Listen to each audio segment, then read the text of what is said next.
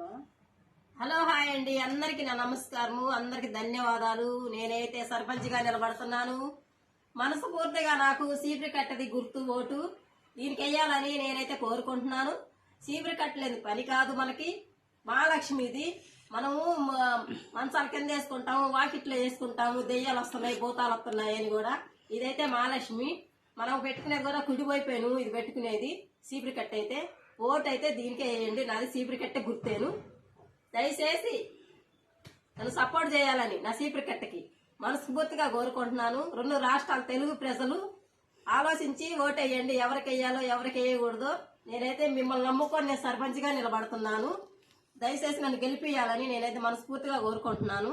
మీ అందరికి నేను గెలిచిన తర్వాత మీకు రోడ్లు బాగాలేకపోయినా, కాలాలు బాగాలేకపోయినా, మీకు ఆడవాళ్ళకి సారీస్ పంచుతా, మగవాళ్ళకి సీసాలు పంచుతా. దయచేసి నాకు ఓటేయాలని నేను కోరుకుంటున్నాను.